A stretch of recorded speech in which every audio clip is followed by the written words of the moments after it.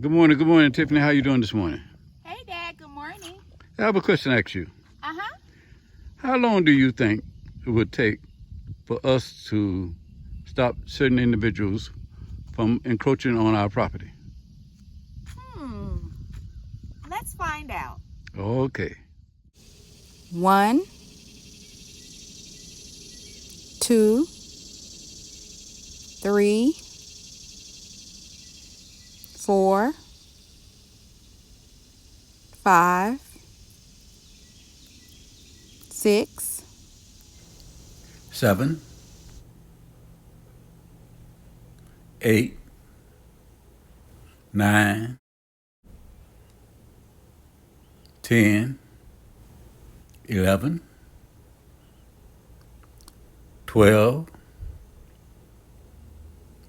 13, 14, 15, 16, 17. Damn. The world may never know. First, let me say thank you for reminding me that working on your property in peace is a basic American right. And thank you all for your many encouraging comments and advice on the last 2 videos. Dad and I really needed some help and you provided support to us, so thank you. I am using this video to share with other property owners who may be experiencing the same situation. One good suggestion was for me to contact the game warden. A lot of people suggested that online, and I think that's really beneficial to people that have illegal hunting taking place on their property. So that's something that I had never thought of before. And from my understanding, the game warden can actually do way more to enforce respect for your property than the local law enforcement. They can do way more than the police and way more than the actual sheriff's office if you believe there's hunting going on your property. Another suggestion is to document, and document some more. So of course you have to keep a written log of everything that is taking place to violate your civil rights and to violate your right to just exist in peace on your property. So documentation is key, making sure that you have not only the date that things are happening to you, but also the time. There were a couple of people that suggested that I do more with my camera system, like have the cameras kind of facing each other, one hidden and the other one visible, in order to catch whoever is coming on your property and to actually have a good record of them messing with your cameras. So cameras are so essential and important to keeping people from criminally trespassing on your property. Other people have said also that repeated threats of violence and also threats to your life or your property should definitely call for you to go ahead and get a protection order or restraining order against the party that's doing it. That's definitely a good deterrent. It may cause them to be agitated in the beginning, but you have to do that for yourself in order to protect your property, your family, and yourself, because some people don't understand no.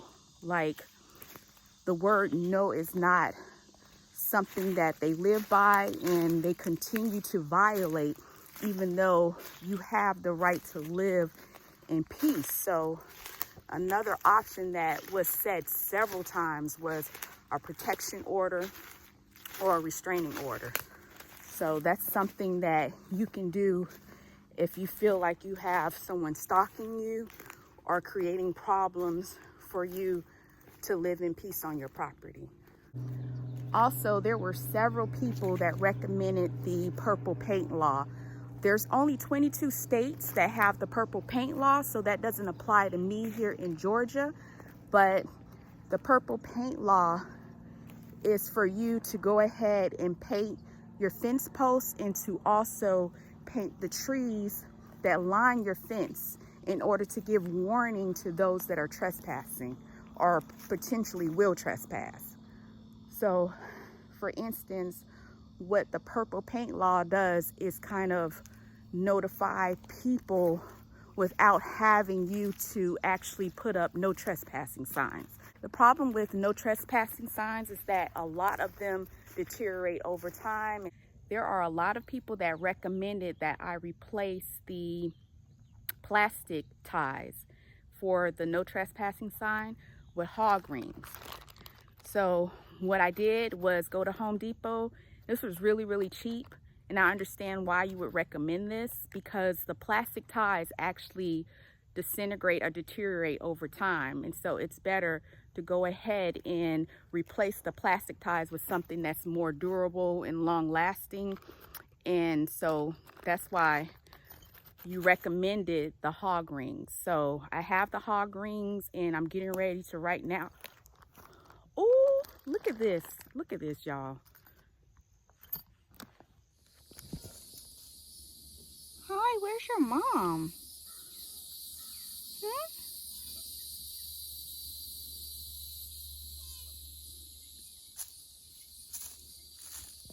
Hmm? Look, you guys, it's a baby deer. Maybe he's gonna take off soon. You better go wherever your mom's at, because I'm not trying to get beat up, okay? Hmm? It's so pretty. This is the baby that was born just a couple of days ago. I saw the mom, I think it was about 2 weeks ago, and she was pregnant. So I'm hoping that he just go about his merry little way so we don't have no problems around here. Bye. He's so gorgeous. He just kind of ran up on me while I was back here. Can I?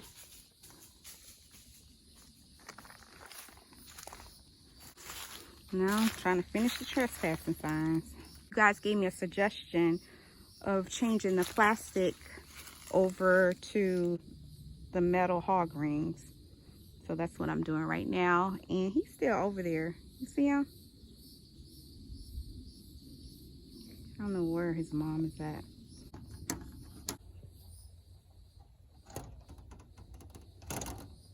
Okay, I got these put on.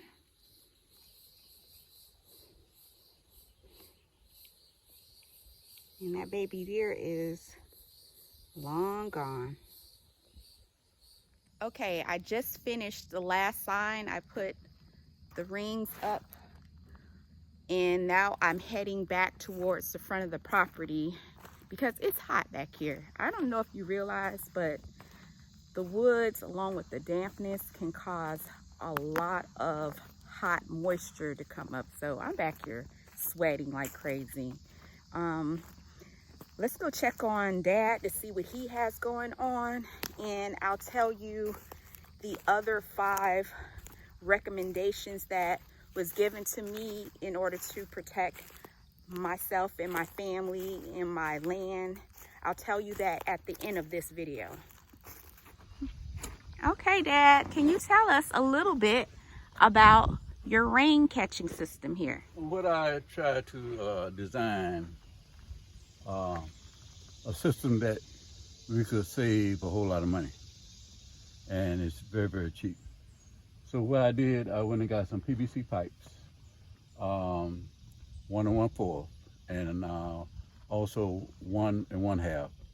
I placed them in the ground, and I also got a tarp, a canopy, a tarp, and I hooked it on the PVC pipe. You can see in the back here. I got it clamped in very well. And I got it, when the rain, it flows down, the water flows down into the barrel. So since it's been raining lately, as a matter of fact, the barrel is almost full. So we saved a whole lot of money by doing this, you know. Right. Until we get our pumping system going. Okay. Yeah. So all the items that you used were 6 10-foot PVC pipes, right? Yes. A tarp. Yep. And then just some connections. Yeah, that's all I use. That's all you used. Yeah. Okay. And it's working real good. Real good. So not only do we have it for this side, but we also have it for the other side and too. You can tell that it's having a good effect on the crops. See how the corn is growing? Right. You know? And it's coming on real good.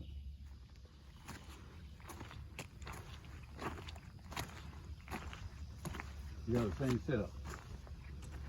PVC pipe, the top, the water running into the barrel. This is also close to being full. And it's very, very cheap, you know? Save yourself a whole lot of money. A whole lot of money. And that's the name of the game, saving money and making money. Okay, Dad was able to show you our setup for the rain barrel connection in order for the rain to come into the barrel. And now I'm getting ready to show you our drip line. This is the part that I set up that I'm really proud of because I was able to, after so many tries, finally get it to work. So let me show you real quick the connection. 1 second. So this is our drip line. And as you can see, it's still wet right here. Let's get in real quick. You can see here's the drip line. I don't know.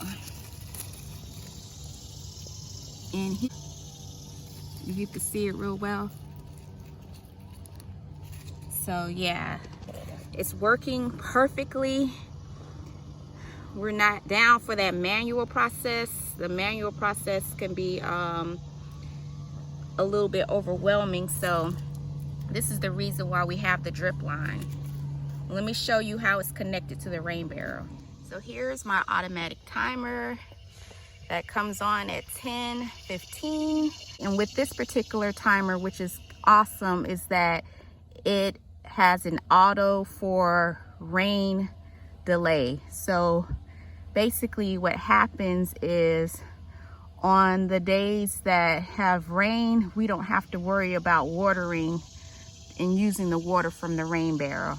It'll actually just skip it. So then we have the two-way connector, and then on the connector for the two-way, I have another option here which divides it into two, so I can put 2 drip lines on this connection and 2 drip lines here. And then we have the drip lines flowing down inside the area where we have the crops.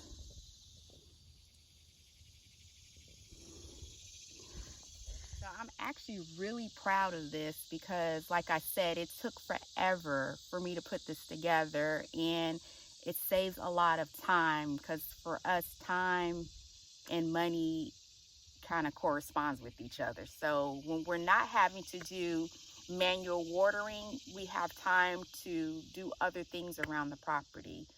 And yeah, so the more technology we can use in our farming process, the better off things are for both me and Dad, because right now it's just both of us. It's just me and Dad that's out here trying to get things done until other people can come on board. So yeah, this is okay. So let's go over the remaining 5 suggestions that were offered on the other 2 videos concerning trespassing.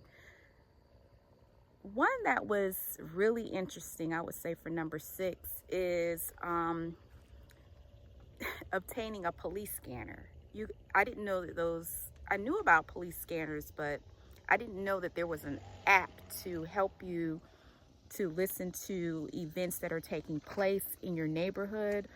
And especially if you're new to the community, the police scanner lets you know about you know, things that are taking place that you might want to be knowledgeable about. So a couple of you did mention downloading the app in order to hear what's going on between the police and other local law enforcement. I never thought about that. I think it's interesting, so I may do that. I don't know. But another thing that was brought up was for us to consider getting guard animals, like guard dogs, geese. Of course, I knew about the geese, and also some donkeys. I don't know. We're definitely thinking about the guard dog situation because Dad is more of a cameras, Second Amendment, floodlight type of guy. So I don't know if we'll go that route for guard dogs or not. So we'll have to see about that. Dad was getting kind of close with the weed eating, so I'm going to finish the last three options that you guys told me about here in the shipping container because the weed eater is pretty loud. But I have some of this written down, so let me look at it really quick. Okay, of course, the Second Amendment. Dad and I are definitely believers of the Second Amendment, our right to carry protection with us in order to safeguard ourselves. So definitely, you know, a lot of people kept saying guns, guns, guns, guns, guns. We're definitely advocates of concealed carry, making sure you have your license for it, and also the Second Amendment. I have to admit that in the beginning, when coming on this property, when it was all wooded, I was a little bit lax about having my gun on me until an event happened where I was out here with my tree contractor since I've known since 2006. We were actually surveying the front part of the property and trying to determine what trees we wanted to cut down when someone came behind us with a siren and also the lights going on their vehicle. So initially, he and I thought that it was a police officer, but it turned out not to be a police officer. So the guy came up on the driver's side because I was sitting inside of my tree contractor's vehicle going over the price quote, what it would take to take 14 trees down in the front of the property. And the guy that was in a black truck with the siren and the lights flashing came up on the driver's side of my tree contractor's vehicle and started pointing past him to me that was sitting in the passenger seat, and he started yelling, saying that she's not supposed to be here. She's not supposed to be here. And my tree contractor turned his shoulder like, what are you talking about? He's like, you know, you can't be parked out here. It was raining at this time. We could not drive up into the driveway because the driveway was all mud and we didn't want to get stuck. So my contractor starts yelling back at him, like, you see that we're going over, you know, pricing or going over business, in that I'm in my vehicle that's clearly marked that I'm a tree service company. So what's the problem? And then he just kept yelling past him, yelling, she's not supposed to be here. She's not supposed to be here. And then my tree contractor turned beet red. And next thing you know, both of the guys were cursing back and forth. So this guy that we initially thought was a police officer turned out not to be a police officer, but he was behaving like he was one. And he started yelling. And my tree contractor, who does not play, I mean, he does not play around, got more aggressive and assertive and told him to basically back off and to leave us alone and to go around. So the guy left, and my tree contractor was still very agitated and basically told me to be careful. He said, I don't know what that was about, but if you are out here at any time and you see any lights, especially at night, you make sure you dial 911 for a police officer to come out here, because no one should be cutting the lights on you like that, or on us like that. He said, I want you to get into your car, and what you need to do is drive out of here first, and I'm going to follow behind you.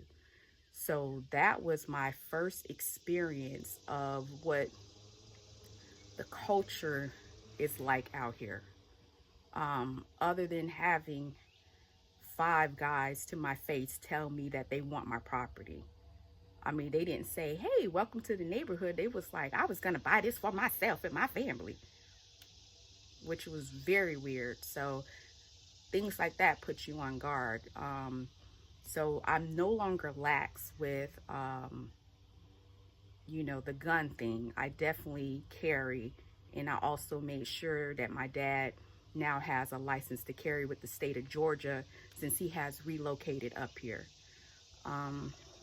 So last but not least, because it's getting kind of hot in here in the shipping container, but I wanted you to hear this part that was really important. A lot of you recommended to report up the chain of command when you have issues, especially mine that involves someone that works for the county, that you have to first report the things that you're going through with the local law enforcement, and then go speak in front of the city council or the board of commissioners, and then go a level up and speak to the mayor, and then after that start reaching to law enforcement outside of your area if it continues, like the GBI, the FBI, and also sending a letter to the governor and other people that are going to work in your interest to ensure that you are not being violated, that your rights are not being violated. So those are the things that people have said. Let me go over the list one more time to make sure that I covered everything. So number 1 was, let's see, I'm kind of out of order, but I'm just going to say all 10 things that was recommended. Second Amendment, cameras, making sure you have cameras on your property and that they're on the fence line, and that one camera is visible while the other camera is hidden. Number 3, document. Number 4, the purple paint law. Number 5, use hog rings for your private property and no trespassing signs. Number 6, order of protection or restraining order. Number 7, report issues to everyone, and that includes the authorities in your viral community. Number 8, get guard animals like dogs, geese, and donkeys. Number 9, get the police scanner app or a physical police scanner. And number 10, call the game warden. So that's all the things that was recommended that I wanted to share with other property owners that may be going through the same situation. And thank you so much for tuning in. This is our update. Thank you.